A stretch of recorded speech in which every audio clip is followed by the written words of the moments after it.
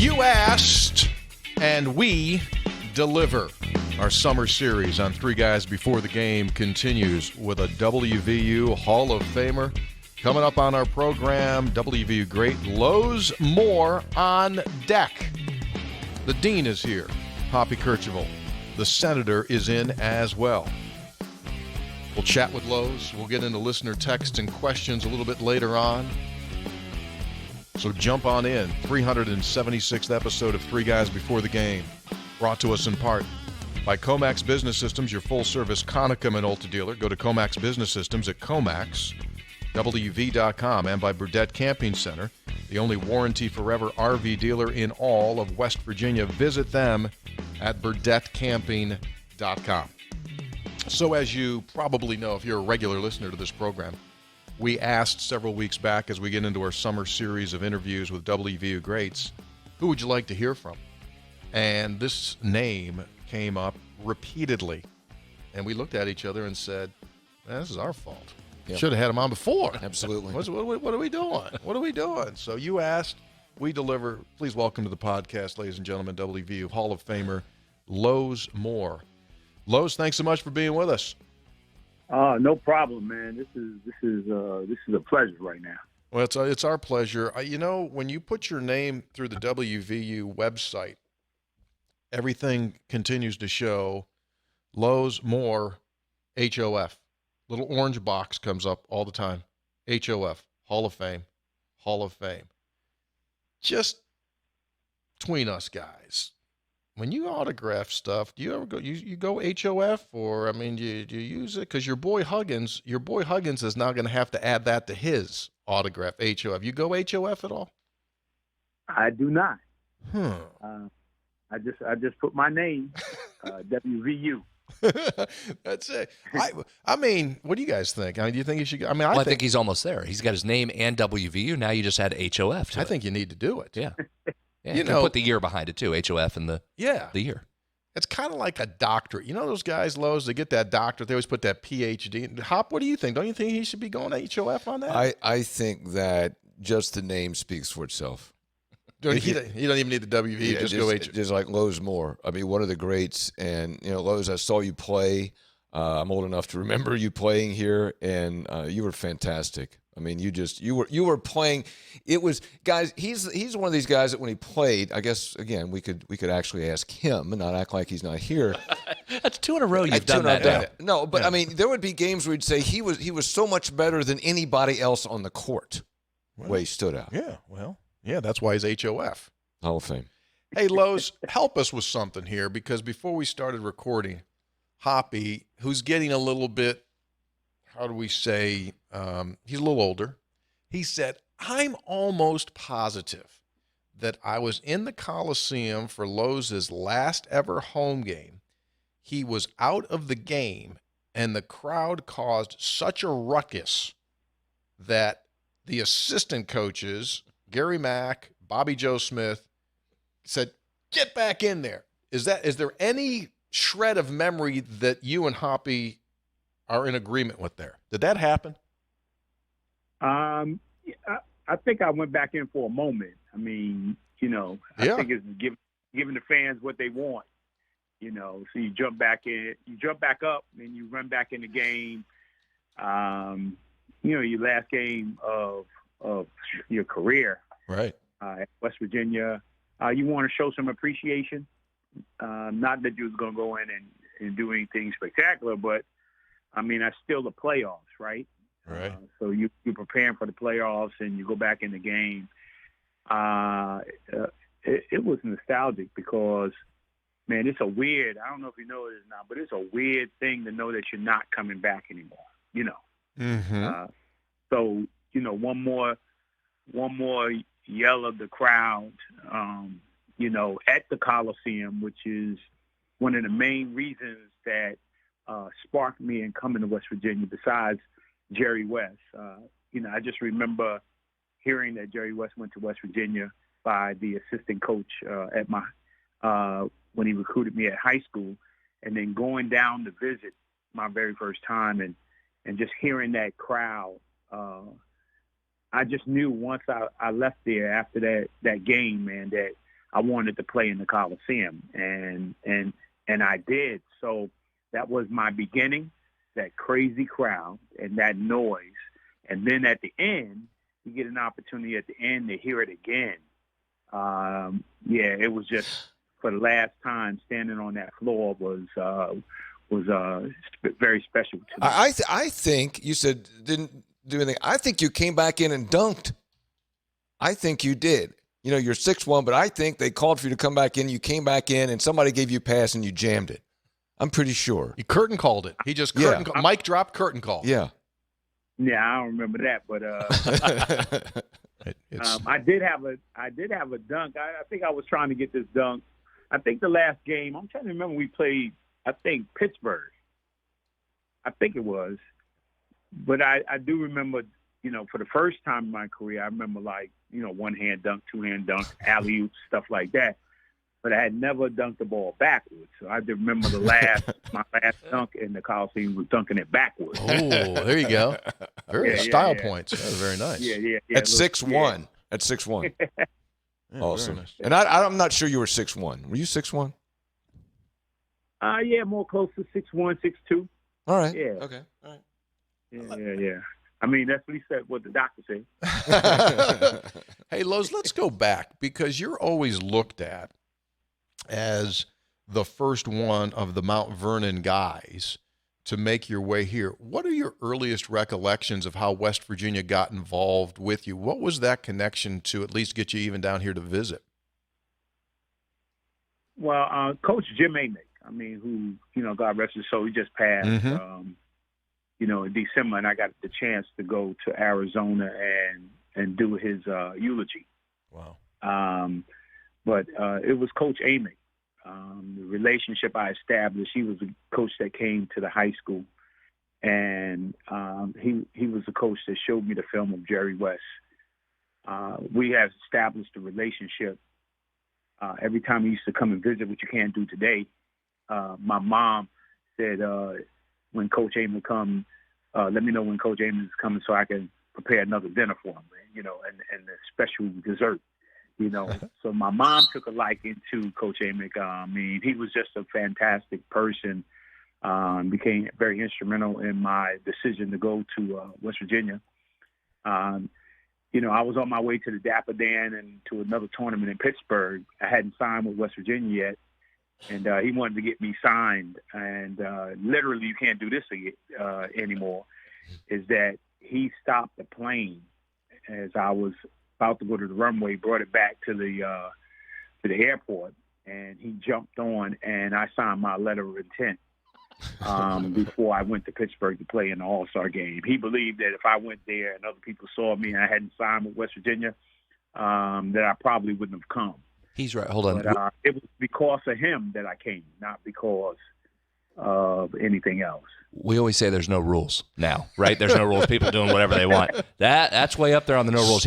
Lowe's is saying he stopped a plane. No, wait a second. Time out. Let's go back. This was too good. So let's go back here. You're on a commercial plane. Now, were you flying out of White Plains? Were you flying out of LaGuardia? Where were you going to get to Pittsburgh?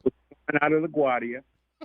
And, we had just moved away from the, from the tarmac thing there. Yeah. Yeah. And all of a sudden it stopped. The plane stopped and went back. They sealed it and reopened the door.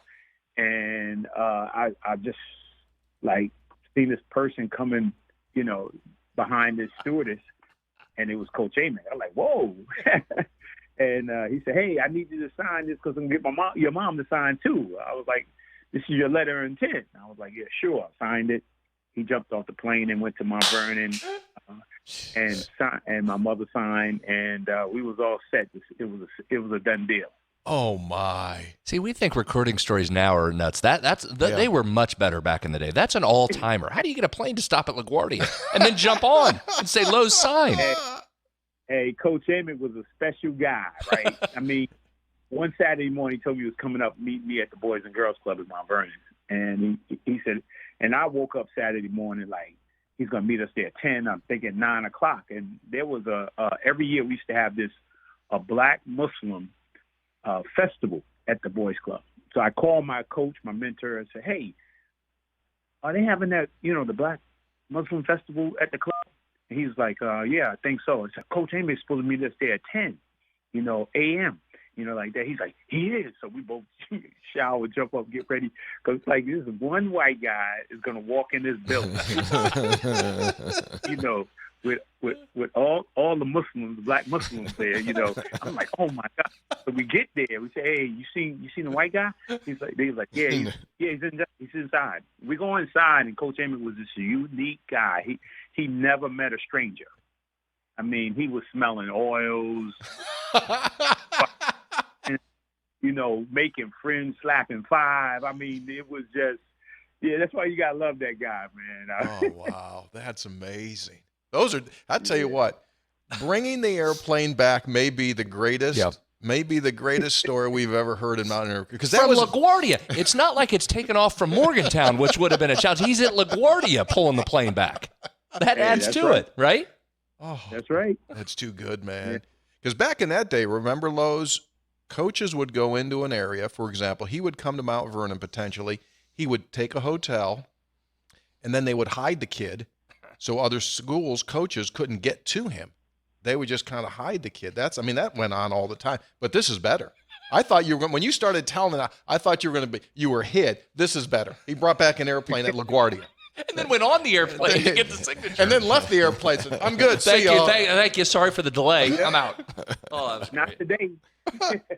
Oh my gracious. And, the other crazy thing was, there was an NIT before, the Christmas International, the Christmas tournament at Madison Square Garden every year. So my senior year, West Virginia played in the Garden in the tournament.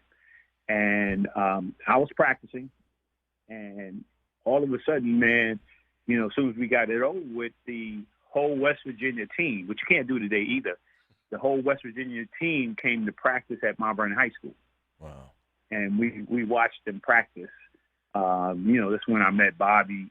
Bobby was playing, and all the other guys, all the coaches, and I couldn't stay around and watch. I watched for a little while. But you can't do that anymore either. Brought the whole basketball team. I know they're probably saying, well, who is this guy they recruiting? You bring a whole basketball team to his high school and practice there, But you can't do none of those things anymore. No. As you well know, it's changed, and it's gotten so weird. And you mentioned the Boys and Girls Club. Your life has been there, right? I mean, that has always been a foundational point for you, not only growing up, but long after that.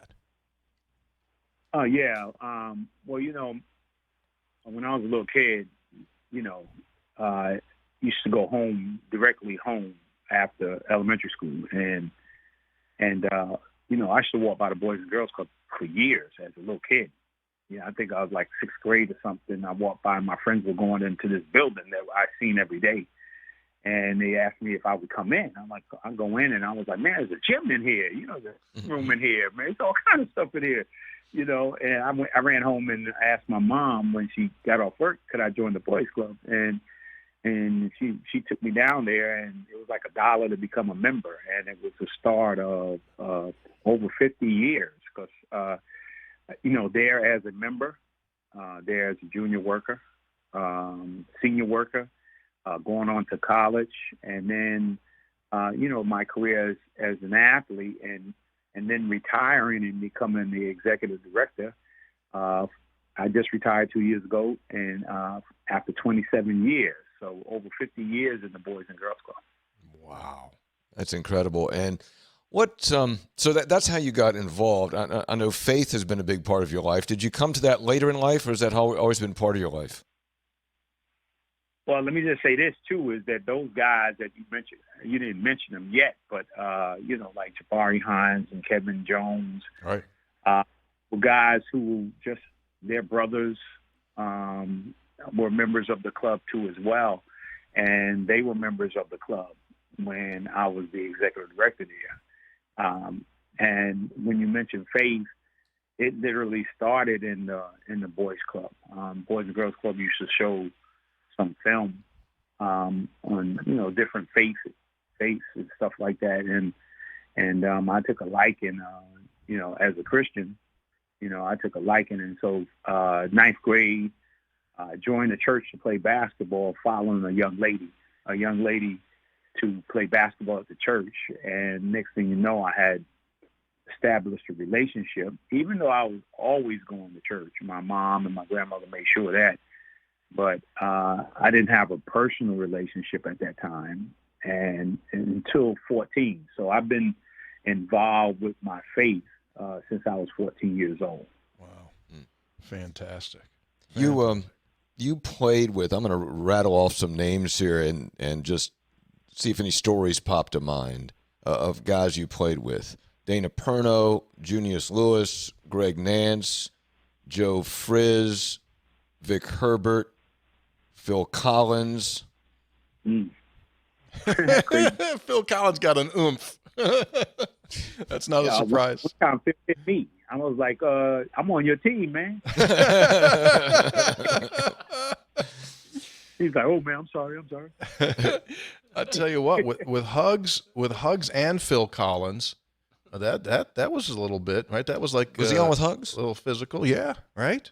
I mean, no, I only played 1 year with Hugs. Yeah, 77. I was a freshman. He was a senior. Yeah, with Tony Robbins. Them guys was crazy. What do you mean by that? Wait a second. What do you mean by that? Well, I was this guy, supposedly the best player since Jerry West. Supposedly one of the greatest players to play in the Coliseum, and all this stuff just build up. This top recruit coming in and starting, and I think you had Hugs was starting at the time. Tony Robinson, Sid Bostic, Maurice Robinson, and I think Tommy Roberts. I mean, there was a couple of guys starting already, and so I guess Hugs felt themselves that if I was going to start, it was probably going to be over him. So when we were scrimmaging, not really scrimmaging, just pick up games after our workouts and stuff like that. I mean, I was going for a layup, and Hugs kind of took me out, like, you're not taking my spot. I didn't know what was going on. I was just playing hard basketball, and he knocks me into the back of the basket, and I get up like, man, I'm from New York, man. I don't play this, man. Like that. So when we started getting it, and they break us up, we go back to playing, and so a couple of plays later, man, I see Hugs. He's underneath the basket, so I come to the basket as hard as I can, and I dunk the ball, just put my knee in his chest, right? And knocked it behind the basket, and he gets up, and we about to fight again. It just never ends.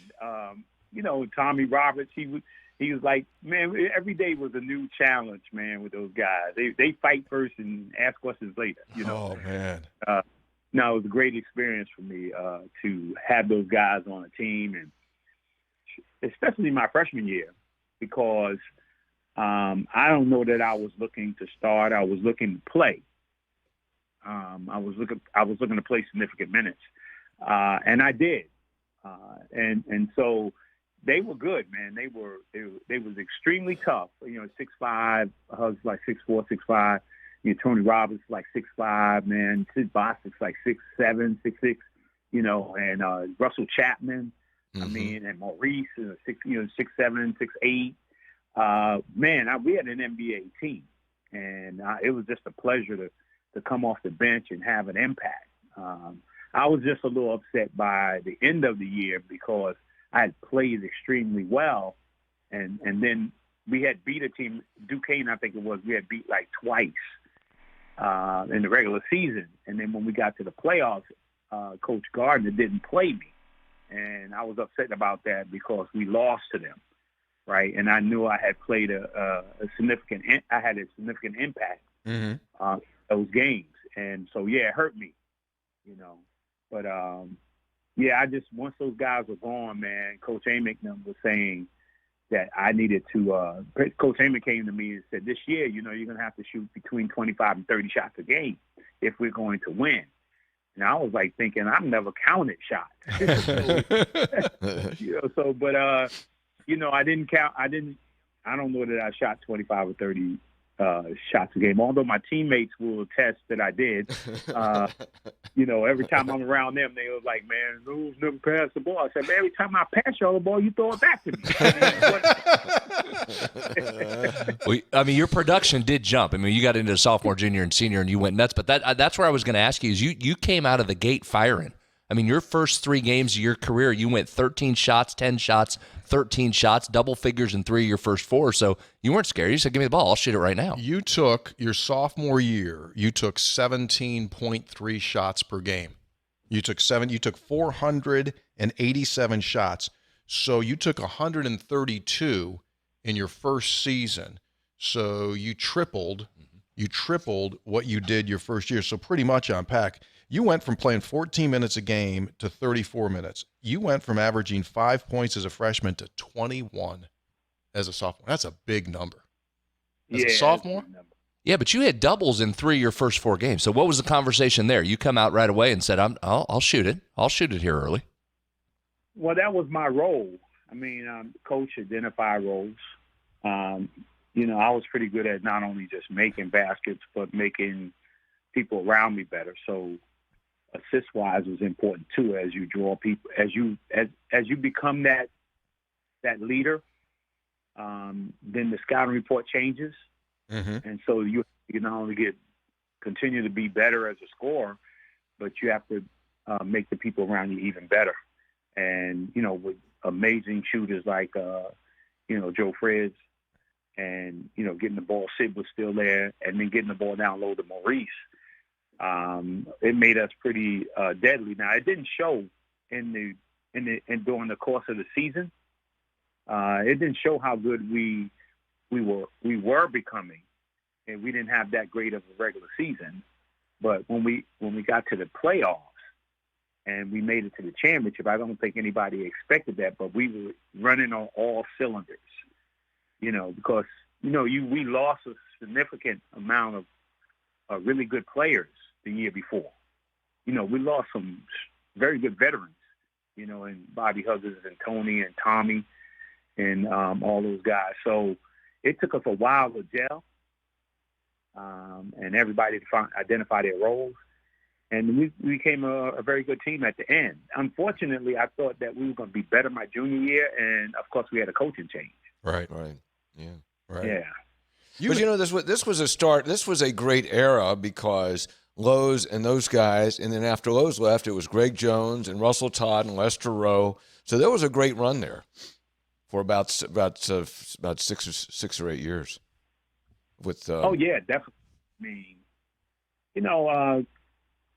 It's strange. I think one of the toughest parts for me was the transition between, my sophomore to my junior year and a new coach. Mm-hmm.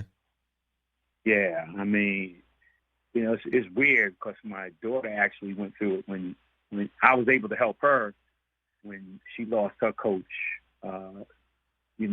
Coach got fired at her sophomore year, and I was able to help her make a transition because it's weird. Coaches, even though they take over the job, and I committed to West Virginia, and now he's committed to West Virginia, I'm now his player. A lot of times back in the day, man, they didn't see you as their player. They seen you as somebody else's player, regardless of how good you were.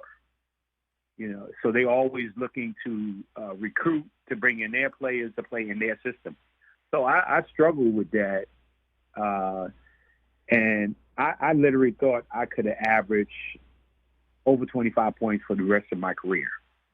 But that wasn't so under Coach Cavler. So that was a tough transition. And I think a lot of that hurt me, even though I played late. I was trying to find myself for my last 2 years in the beginning of the season, middle of the season. End of the season, I started to come into a real, myself. But I think, and overall, I've never really looked at where I was going to go in the draft or being drafted. I just wanted to play in the NBA. I didn't know anything about that, the politics of that. And, so I think it hurt me not being able to play to my ability a full year. each year. My last 2 years, it was a struggle because I was battling between. I believe, I kind of believe that, Coach Cadler wanted to start the guys that he had recruited, but I was, I was a honorable mention All-American. As a sophomore, you have an All-American on your team. I didn't see, and I was productive, so I didn't see why I was, was in that struggle.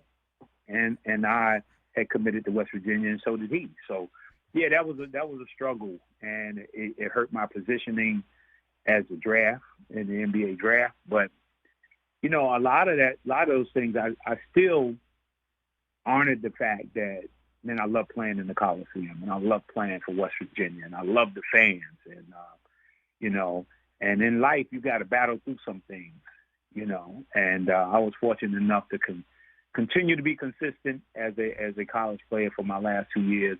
Enjoyed as much as I could, and it was just a great 4 years because I believe I am who I am because of that experience at West Virginia. Yeah, your consistency is pretty wow. You shot the ball 43% as a freshman from the field. Your sophomore year, you shot 49. Your junior year, you shot 48. Your senior year, you shot 47. Your free throw shooting was 78, 79, 78. I mean, it was just like consistency, 1,696 points. And you alluded to the NBA, and I want to get there, but you were known for several games in your career, the 40-point game against Notre Dame and your Ohio State game also are games that make you go like, wow. You took on Ohio State, you scored 34 points, and you shot, ready for this one, 15 of 21, 71% from the field. Keep in mind, everybody. As a guard, with no three-point line. Yeah, no three-point line. Keep that in mind. And then when you go to that Notre Dame game, you scored 40, and you were 16 of 17 at the foul line. And those are big numbers, and you had those big numbers in your sophomore year. I mean, you see high 20-point games, and again, I'm sure it's crossed your mind, Lowe's. What would that have been with a three-point line? Do you ever just like in your head, just for the heck of it, I think it would have been how many more points do you think? Well, I mean, honestly, playing for Coach Gardner and Coach Amick, they kind of gave me the freedom to be creative and to help us win games. I didn't kind of have that. I felt like if I had that, the freedom, that I played with my sophomore year, we would probably won a few more games, and I probably would average 20 to 25 without a three-point line. Mm-hmm. When you look at Jerry West, man, he had 2,000 points, over 2,000 points, and there was no three-point line. So I felt like I was talented enough to increase those numbers without, and also increase the participation of the guys I played with too. Because with me, it was just winning. More than anything, man, I don't care how many points I score as long as we won. But unfortunately, they needed me to be productive, and so I tried to be as productive as I could, and hey, I tell you, playing at playing anywhere, because once you get a reputation, I don't know if many remember, before we were on a 3-game road trip, and we were preparing to go on that road trip when we had a snowstorm, and I was like, man, it was a major snowstorm, and I'm like, look, I'm not going over to practice, and everybody else, nobody else was like kind of All-American or whatever it was, or who playing well. I didn't even know I was an All-American, but I ended up I'm going to practice, so I ended up getting on the bus and getting to practice, and I was late, and then Coach Gardner was like, go upstairs, run 20 laps in the Coliseum, right? I was like, what? So I go up and I run like 20 laps, up in the Coliseum, and I come back down, and finally Maurice shows up, right? So he sees me moving around, and Coach Gardner said, "You got to go up there and run 20 laps, man, before we get started." And he said, "I'm not running no 20 laps." He said, "Okay, well, you off the team." And I don't know if you guys knew that he had kicked Maurice off the team. No. Right. So then they said, so then we go to Duquesne, and I scored 37 at Duquesne, right? And then I go to Ohio State, and I scored 34. And then I go to Notre Dame, and they said they needed me to score 50 points that night, but my biorhythms was stating it was going to be my worst day of the year, right? And I don't know if you remember that game, but I missed my first 7 shots. Really? It kind of stressed me out because they wanted me to do this, this major thing. And they took me out the game right away. First 3 minutes, they sit me down for about 2 or 3 minutes, and Coach Amos says to me, "You need to relax." And then he put me back in it. And then a few minutes later, he put me back in the game, and I just couldn't, just started going crazy. Just, alley-oops, jump shots. I mean, everybody was trying to guard me. I was just in a place, man. And Red Auerbach was the color commentator. Oh, really? Yeah, of the game. And he had said to me after, he said, "I've never seen anybody at your height do what you do," and I thought I was going to be drafted by the Boston Celtics, but of course they made trades and they end up getting Robert Parrish, and they end up drafting Kevin McHale. I don't know what they needed with Lowe's Moore, but I thought for sure that Red Auerbach was going to draft me. They had three pros on that team. They had Kelly Tripucka, they had Orlando Woolridge, and they had Bill Hanslick. That was a team. That was a Notre Dame team. Mm-hmm. They had players on that team. Yeah, and they were all trying. Tracy Jackson, everybody was trying to guard me, and I literally got a standing ovation by the Notre Dame fans. Wow. And I saw Bill Hasley in Denver, because he lives out in Denver now. He played with the Denver Nuggets. And I was out there for an event for my son, and he was kind of the host of the event. And I walked up to him and said, "Hey, Bill," he said, "Hey." He didn't really recognize it. Lowe's Moore. He said, "Oh, my God, I'm having a nightmare." Oh, that's awesome. Lowe's, you have, 4 children? Yes. So get us caught up on your family. Well, my wife and I have been married 39 years. Outstanding. And my oldest daughter, I think she's 35. She's a principal in the Bronx. She's been married a couple of years now. I got 2 grandkids. One's 23 months and the other one's 6 months. And my oldest daughter is, college coach.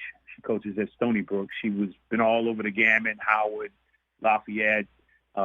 She played basketball, graduated from Fairfield. My wife played basketball, graduated from Fairfield. Wow. And my oldest son, Lowe's III, he's an actor out in California. He's doing some small things right now. Hopefully he'll get some shots to do some other stuff. And then my youngest son is Isaiah. He's 26. He's born with spina bifida. He's a wheelchair. At one time he was one of the best high school wheelchair players in the country. And now he's coaching able-bodied players. So those are the 4. Oh, that's fantastic. I don't need to tell you that it goes by so fast. We'd be remiss if we didn't ask you about, you mentioned Jabari earlier, you mentioned Kevin Jones earlier. Mm-hmm. When you remember KJ coming into Boys and Girls Club and to see him now, what goes through your mind? Did you know that he was going to be a special talent? Well, I don't know about a special talent. I knew he was a special young man. Mm-hmm. And there were a lot of talented basketball players in Mount Vernon, and at the time when Kevin was coming. But Kevin stood out because number one is humility, right? And then he just was so skilled as a basketball player. I'm not saying he's the most athletic, right? But right. He's one of the most skilled players and efficient, as a basketball player. And I just remember he had an uncle by the name of Ivo Hollins back in the day with legendary players back in the day. He was on that team with Gus Williams and all of them in high school. I remember his uncle was just gifted. And Kevin reminded me, had that same mannerism, attitude, and just a special guy in high school, man.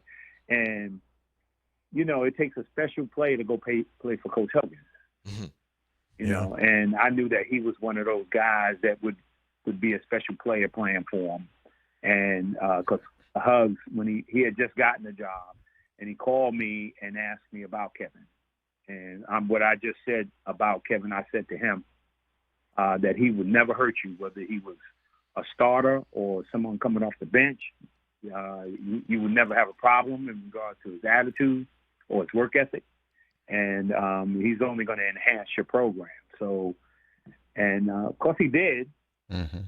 And then Jabari was talented, extremely talented. It was hard for him to make the adjustment to, Coach Huggins. And because, Coach, I told Jabari, I said, look, man, you got to, if you're going to go play for Bobby, you got to take what it is you want. Right? If you sit back and wait for him to say you're going to be good and I want you to do this, hey, you can't win that. But if you go and you're aggressive and you take what you want, you could be a very good player for him. Because, he's kind of remind me of Nick Van Exel. Different between Nick Van Exel, he didn't mind battling with Coach Huggins, and he was aggressive.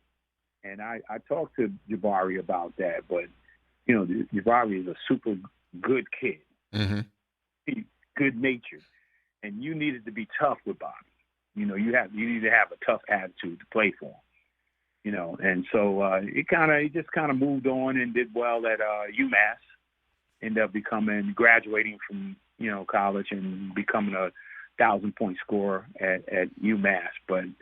Yeah, I think he enjoyed his first couple of years there, and Coach Huggins did something that he didn't normally do. If a kid wasn't playing well, man, he wouldn't be playing. But he stuck with Jabari through those 2 years, and he committed to him, and Jabari played. But I think they had great experiences at West Virginia. I think you really said that well. I think you hit that. Hugs, you got to take what you want from Hugs rather than him handing something over to you. And when you take it, then you have his respect, and then you're in the family. But I think that's a really good way of saying it. Your pro career, 3 seasons in the NBA, and then you won 2 championships in the CBA. Phil Jackson as a coach and George Karl with the Albany Patroons. You think about that. So you got Phil Jackson and the incredible success. You got George Karl. He's going into the Hall of Fame with Hugs this coming September. Boy, you had a couple of touches there with some coaching greatness, huh? Yeah, I mean, Phil was my assistant coach with the Nets when I was drafted. Okay. I knew Phil, and then when I ended up,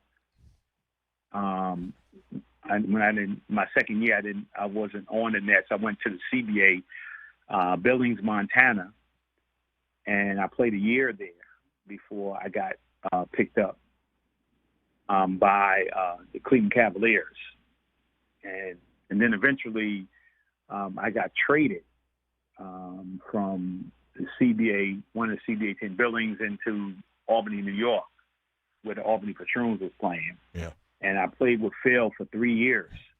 He was my coach for 3 years. Very, very, very unique coach. I mean, we had a very unique relationship.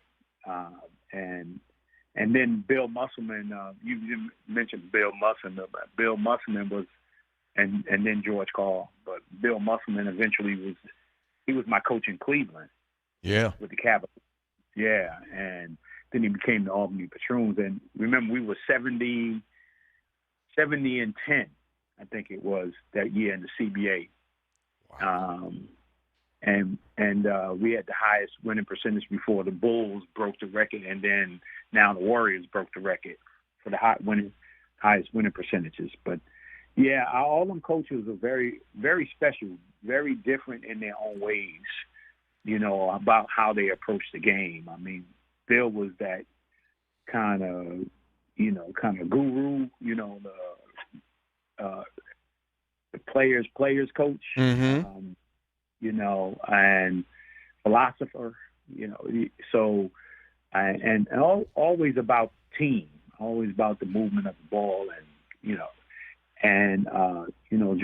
George Karl was more, man, he had a relationship, more relational with his players. He got them to play through the relationship he had built with those players. Right.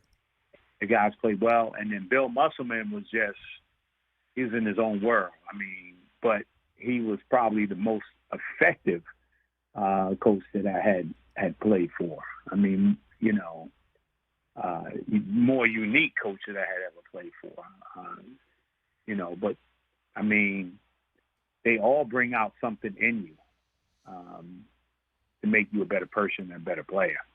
Lowe's, go back to Phil Jackson for a second. I had a good friend that played for him with the Bulls during one of their championships runs, and my buddy was a 10-year NBA vet, so he'd been around a bunch. And he always said about Phil that he was the best he had ever been around, Phil was, at understanding what each player needed. He treated everybody differently, but pushed different buttons for every guy and always understood that better. Did you see that when you played for him in the early days? Could you tell that was what his deal was? Well, I'm a big Knicks fan, not today, but I mean, in the past, I was a big Willis Reed, Walt Frazier, Phil Jackson fan. So I knew he had a lot of philosophy, like by Red Hosman. But when I played for Phil, he understood my talent. He understood that I was gifted. And so we would have a strategy, whereas, start out the game, I get everybody involved. And, in the second quarter, I would go for myself, and then I would taper off in the second quarter, get everybody back involved in the game. And then every third quarter, man, he said, look, forget about your team and you get yours, and I would come out there because we needed to get off to good starts. And I would just go get mine, 8-10 points. And then I started to filter in, the other players. And then it wasn't to the end of the fourth quarter where he said, okay, if we needed it, he said, okay, it's your time, you need to go. So those strategies and understanding of players' skill sets and players' mindset, is what made Phil really strong, man. And being able, they always say there's a book out saying, get on the bus, right? Mm-hmm. You got to get the right people on the bus, and you got to get them in the right seat on the bus. That's right. Good to great. Right? Yep. Right. And Phil knew exactly how to do that. Yeah. Well, buddy, you've been in the right seat all career long. This has been great insight. We really appreciate it, Lowe's. Good to hear your voice, and look forward to running into you again, hopefully in the not-too-distant future when you come back through. And really great stuff, man. Really do appreciate it. Oh, no problem. Thank you. I really like talking about my experiences at West Virginia. All right. You be good, man. Thanks so much. Thank you. All right. You Take care. Thank you. You bet. There he is. Lowe's Moore. Boys, we did a lot of interviews. That airplane is the greatest. That is right at the top of the list. That is right. I mean, listen, as we said, guys are out there doing all kinds of things right now, Kirchhoff, right? I'm not sure guys are pulling planes back out of LaGuardia. No. You pull away from the tarmac and stop the plane at LaGuardia. That's an all-timer. If you did that now, it'd be the first story on ESPN. You'd be arrested. I mean, right? The Office of Homeland Security is looking into a situation at LaGuardia International earlier today where an international incident. A plane was pulled back so a collegiate athlete could sign a national letter of intent. Yeah. Think of the different things. He not only stopped a plane, he stopped a plane at LaGuardia. He not only stopped a plane at LaGuardia, then got on and had Lowe's sign the paperwork. Jeez. It's like, what? Here's side here. I got to get back to your mom's house, get her signature. And that was he was born in 1957. Okay, so I mean that was a long time ago. He played to like 76 to 80. That was a long time ago. I was young then, when he played, but to come in and have that impact as a freshman, on a pretty good basketball team, right? And to play be as good as he was for 4 years and have the All-American mentions and the All-American. I don't think he ever reached full All-American status, but have All-American mentions. He was a guy that and it was interesting to hear him talk about when Phil Jackson told him, all right, you go now and you score, is you could depend on him like, okay, he can score. Mm-hmm. He can score the basketball, Brad. You want a guy who can score? Like, okay, Lozemore, you take over. You take over the game. And how many games that he would take over because he was better than anybody on the court at 6'1". Yep, it's hard to do. And that's why he was really good. That's why that's why he's a Hall of Famer, and that's why he had success after college basketball. It's what it is. And and he talks about. I mean, he says. Now I think it's. I don't think he's being egotistical when he says gifted. I mean, he was physically gifted in terms of his talents. That's not to diminish how hard he may have worked or did work, but I'm saying he was gifted as an athlete. Oh yeah, absolutely. Three Guys Before the Game is brought to us by Burdett Camping Center, the only warranty forever RV dealer in all of West Virginia. Visit them at burdettcamping.com. That's burdettcamping.com, located in Winfield, or on the website at burdettcamping.com, in business for over 40 years, and the only RV dealership in the state that offers you a warranty forever. The program is also brought to us by Comax Business Systems, your full-service Conica Minolta dealer. Go to Comax Business Systems at comaxwv.com. Is your business safe from attack, viruses, malware? Do you need help with the management of your information, backups? Well, Comax is there for you, offering 24/7 remote support to companies all across the great state of West Virginia. Located right here in West Virginia, you can visit them at comaxwv.com. That's comaxwv.com. Sorry. Can I give you another? That's your phone. That's ringing. Can I give you another story? Sure. And I don't know why I remember a lot of things, but I don't remember this. But I think it used to have a lot easier access to athletes and practice and stuff. And I was there for some reason. It was maybe after practice, and Lozemore was standing there. You were talking about 3-point shots, and he was standing at the corner, well beyond what would now be the 3-point line. He was talking to somebody, and somebody was throwing him the ball, and he was talking to him, and he would turn. He wouldn't even put both hands on the ball. Just take the ball while he's talking, and with one hand shoot and make a shot from the corner. He's talking to the guy, get the ball, like shoot, make just a shot from just one-handers from the corner, just knocking it down. Yeah. Didn't need the guide hand. What's that? Didn't need the guide hand. Just handle it. Didn't need it. While he's doing something else. Senator, do you ever notice how many times Hoppy starts a story with, I don't exactly know why I was in this place at this time? You ever notice that? He goes, yeah, I was in the bottom of the Grand Canyon. I can't exactly remember why I was there at that time, but a big rock came on there. So one day, and I can't exactly remember why, I'm on the middle of the floor of the New York Stock Exchange, right? and it's getting busy, and that's what happens. I don't remember it all. But you can picture Lozemore in the corner banging threes with one hand. Exactly. Yeah. Ready? Oh, geez. It's that time. It's that time. It's that time. It's that time. Yeah. You'll get there. You'll have that too. I think I'm already there. Oh, yeah, I'm there. I'm already there. Now, I don't know why I was in Des Moines. What was I doing? But I remember this. I had one of those this weekend. Did you? What was it? Yeah, I can't remember. It was like something like, I don't know, okay. Tony, with all the games, you're going to have that too. I know you have a good memory. It's going to be like, I think it was the Kansas game. I have selective memory. Like some things I can remember like it happened in a second ago. And other things that people go, like, don't you remember when? I like, whatever, dude. I don't know. I heard that Hillary Clinton, people will come up to her and say, do you remember when you were, well, she's been a million places, right? And her answer is, wasn't that a beautiful day? Just figuring that's going to be the majority result. Yeah. It's a good answer. Yeah. Remember that, Tony. Well, wasn't that a great day? Remember when you were in the Mountaineers with the song? Wasn't that a great day? We talked about this week, and here's another one. Like when you're somewhere and they're introducing themselves, you don't say nice to meet you, because inevitably, what do they say? Well, we met. So it's so nice to see you. Oh, yeah. So nice to see you. Nice to see you. See, Senator, what you did there, you became Switzerland. You just went neutral on them. Nice to see you. I prefer the good to see you, but yeah. Yeah. Good to see you. Same concept. Good to see you. Sure. Mm-hmm. Time now for textual healing.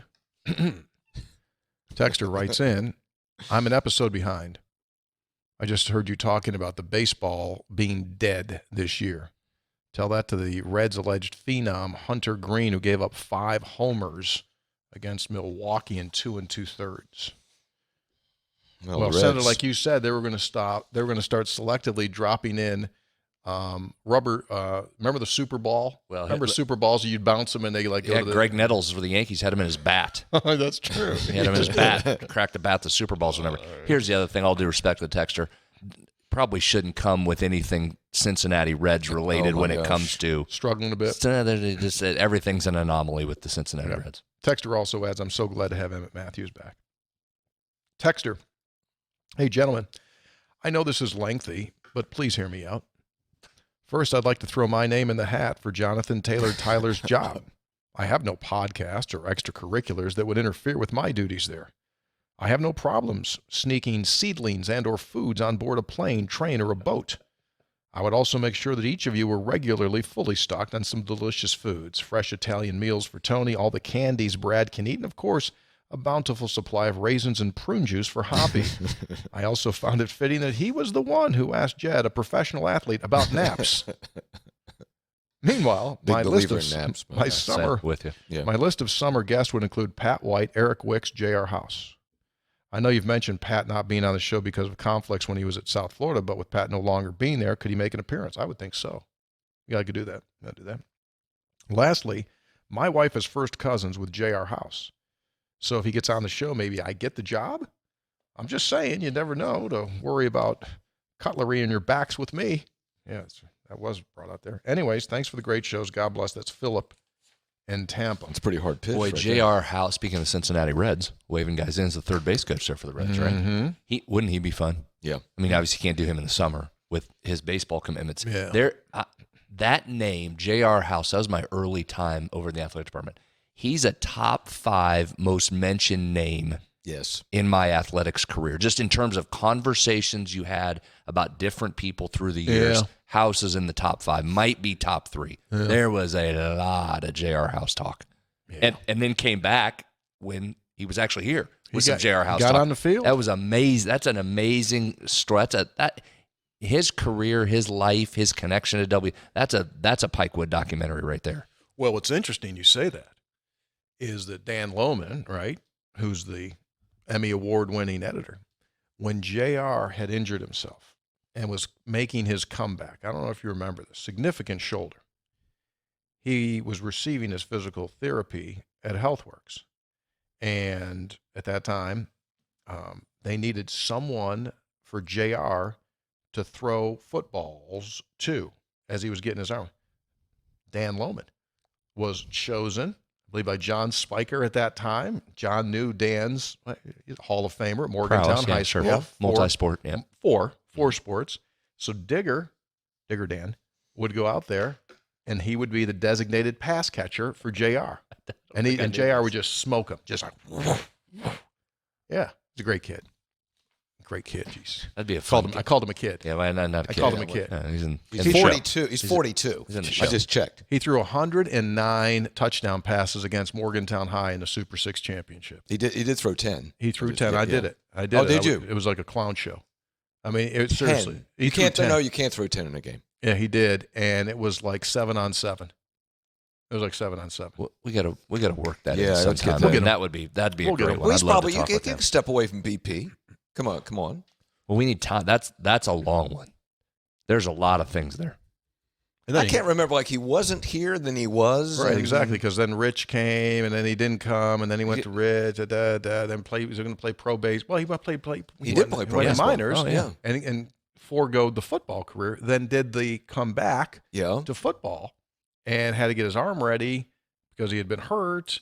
And then he got back. He got on the field. I remember he got on the field at Mountaineer Field. Did he? Okay. Yeah, yeah. But those last couple of years of his high school career, was he coming to West Virginia? Could he be here? Would he be a fit? Are you going to get him? Are you going to be able to throw it? I mean, can he play both? Can he play both sports? What a story. Remember, he used to play football in West Virginia and then leave Nitro and would go to Florida every spring and play high school baseball for some reason. There's something in my head. Sebring, Florida. He would go down and play high school baseball in Florida. Baseball things worked out pretty well. It's probably not bad. Pretty good choice. But when Nitro was running that stuff, when Nitro was running that offense, they were playing chess. Everyone else was playing checkers. They had no idea what the heck to do. I mean, they'd go to the line and wouldn't put anyone on the line. Just crazy formations. People would go, what are we doing? That was good stuff. All right, put that on the list. Here's another texter. Summer series suggestion. J.R. House. He could call in during a game because the third base coach for the Reds doesn't do anything. He says they're not because they never get to third base. Right. Yeah. Oh, they did pick up 2 wins over the weekend against the Pirates. They did have some success there, yes. I think they're up to 5 now, right? He did get aggressive on one of those too. I was listening to the broadcast and the Pirates guys, and they're sending him home. Why not? House is being aggressive. Absolutely, JR. Bring him. Send him home. Bring him. What are you holding him up for? Right? Oh. Hey, 3 guys. I'd like to see Brad Lewis interviewed. Oh, yeah. Would love his take on the bowl game against Ole Miss, comeback by Eli. I'm still curious if he was injured in that game late in the third. He took a hit, looked to be in some pain. Didn't look the same afterward.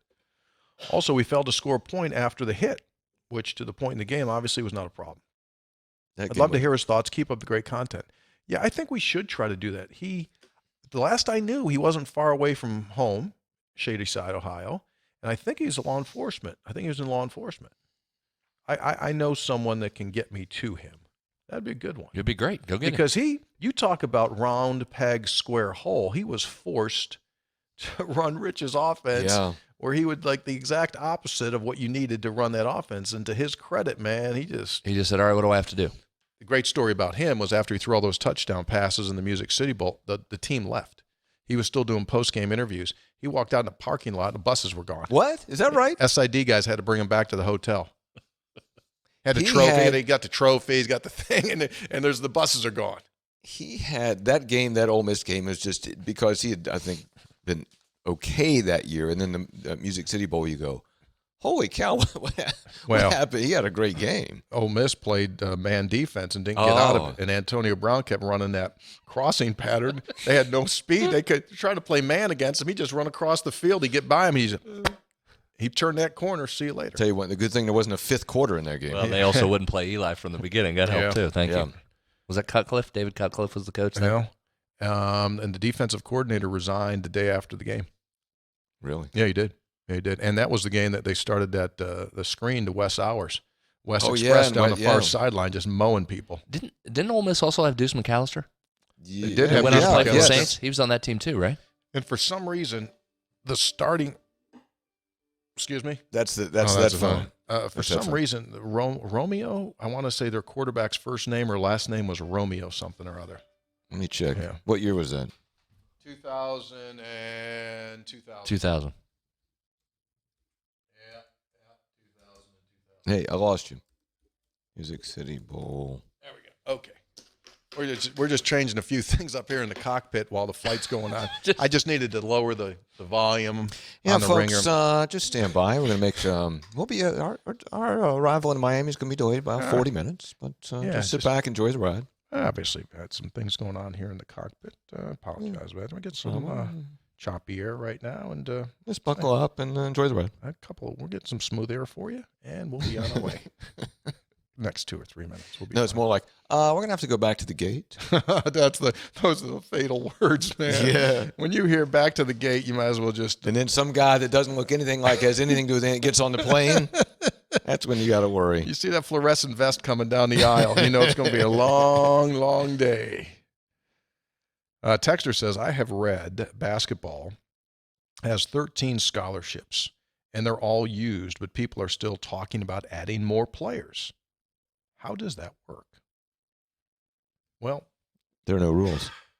You can do a couple things, potentially. You could have someone, well, a couple things. Someone that's supposed to be coming won't come. Or you could have someone that's supposed to be coming, maybe not go on scholarship, potentially become a walk-on. You could have a couple of different things, but I would be surprised. There will be more. I'm not saying 3, but I would say 1 or 2 more. He also asks, as a side note, I read that the women's basketball team has 15 scholarships. Is that a misprint? No, it's not. Women's basketball has 15, and man's has 13. Man's basketball has 13. Romeo Miller. Romeo Miller. No, Romaro Miller. Romaro? Romaro Miller. Ole Miss's quarterback. Thank you very much for playing him, David Cutcliffe. Texter. Hello. Chris in Nashville here. I wanted to let you know that there's a guy who works for another company in our office building that looks like a younger version of Hoppy. I don't run into him a lot, but when I do, he always looks flustered and is usually walking very briskly to the restroom. Maybe he and Hoppy have a lot more in common than I originally thought. Poor soul. Thanks for all that you do, and I can't wait for football season. I really think this is the time that Coach Brown and his staff will be turning things around for good. Avon had 125. Antonio had 156. Avon was on that team, too. How many times did Antonio score? Let me check. You think Antonio would have been good on that jet sweep touch pass? Oh, my gosh. Oh, my gosh, yes. Huh? Yeah. Texter. Hello. My girlfriend and I are on vacation in Columbia Falls, Montana. Our first night here, we went to a place called the Gun Sight Saloon. Gun Sight Saloon. And while I was ordering, I turned around to see a guy in WVU gear up there in Montana. Introduced myself. Find out he just moved out here a couple of weeks ago to work at Glacier National Park. There is always a West Virginia connection. Signed Levi from Wellsburg. Well, yeah, it just always is. Sean Terry returned the second half kickoff 99 yards. Those Terry brothers could return a kickoff now, right? Could. Nate and Sean. That they could. That's a great tandem. Hey, I got a trivia question for you, Hop. Yeah. So Lowe's Moore, as we said earlier, is in the Hall of Fame. He's one of 2 players in the WVU Hall of Fame, basketball, men's basketball players, who had the last name of Moore. Lowe's Moore. Who would the other Moore be that's in the Basketball Hall of Fame? And not Noah Moore. I'm terrible at this, so I don't know. It's long. The brother of former Governor Archmore, Henry Moo Moore. Really? Okay, well done on your part. I just well saw done. I was just bringing up Hall of Fame thing that popped up. I thought that was interesting. 2 guys named Moore. Meanwhile, last one, for the good of the order, could you please ask the senator, what does Vegas say about the upcoming season for Mountaineer football? Have we got to that point where they do season predictions? Oh, I haven't seen win totals here on the DraftKings or FanDuel app that we're looking at. FanDuel does have conference odds out, conference championship odds. Okay. West Virginia tied 3rd longest with Texas Tech, 40-1. Kansas State, 50-1. Kansas, 250-1. 250. Kansas is 250. So what's Oklahoma? The favorite at 170 plus 175. All plus money right now. You know anybody? Texas, the second most likely to win it, according to FanDuel's odds right now. Well, they're preseason 6. Why wouldn't they be? I'd like to get a no bet on that. Hey, you know anybody that made any money in that horse race Saturday? Our guy. Huh? Our guy, Dave Sharapan. He hit it? He hit a big one. What did he have? He had a trifecta. He had a box trifecta. Hit it. With the horse that won? Yeah. So he had a nice day. How about that? Nice day. That's good. Yeah. How about that race? If you want to see him at SportsBKConsig on Twitter. He put his ticket out there. SportsBKConsig on Twitter. Nice day at the track. Yeah. That was a great call because, I mean, those people who call horse races do an amazing job, Tony. I mean, you do play-by-play. And they got to pick it up on that last turn, right? That guy was fantastic. And then to have that long shot come up the rail, and he got appropriate amount of excitement without screaming. I mean, just really great job on the call. But he got there late. Did he? He got on him late, because if you go back and watch, NBC Sports has an overhead shot of the race. It is incredible footage, because you can see where Rich Strike comes from, how far back, and how he had to weave through. The track announcer, who's awesome, I mean, just does a tremendous job, doesn't even mention him until he's really closing late, because he's been the back of the pack. He's in the back. Like 12th. And he comes, you see, in the stretch, he's still back in 12th. He comes out. He's on the rail, and he comes out and goes around that horse, and then he goes back into the rail, and it opens up, and he takes off. So it would be kind of similar to this. Like, let's say you had, instead of using horses, let's pretend you had 20 football teams out there. So the guy's just doing the race, right? He's announcing the race. And he knows Rutgers is not winning the race, right? All due respect. With all due respect. And so he's calling it, right? He's calling this 20-horse race. Which is hard, and he's saying 20. He's saying, here's Alabama, here's Georgia, Clemson on the outside, and Rutgers comes up. Yeah. It was a Rutgers moment. Yeah, and he wasn't paying attention to Rutgers, because Rutgers is so far back, as you would expect. Why would you? Wouldn't you? With all due respect. With all due respect to Rutgers. They were so far back, they had no chance to win. 2000, okay. And here they come. 2000 Music City Bowl, quote from Don Nealon, because this is perfect Don Nealon. You ready? We're pleased as the devil to have won. We've had a long, dry spell. If nothing else, the jokes will disappear in Morganton for a while. That game was something. Yeah, they hadn't won a bowl game since '84. Yeah, that was Blue fun. Bonnet. That was his 202nd win. Yep, that was it. And final. Last game. And final. And final Went out with a win. Came in with a win, went out with a win. Good way to go. Mic drop. Three guys before the game, brought to us by Burdette Camping Center, the only warranty forever RV dealer in all of West Virginia. Visit them at BurdetteCamping.com. And Comax Business Systems, your full-service Conica Minolta dealer. Go to Comax Business Systems at ComaxWV.com. We hope that you enjoyed our conversation with Lowe's Moore as much as we did. Really, really great stuff. We've got some good ones coming up here. Taylor's been doing a very good job of organizing some of these guests, and we'll be laying them out here over the next several days. We will be back at some point this week. So if you haven't yet, subscribe. You'll always get a notifier that the new pod is in your pocket. That's it for our producer, Jonathan Taylor, County Tyler Consolidated Kennedy. For Hoppy, the Senator, we're done. 376 in the book.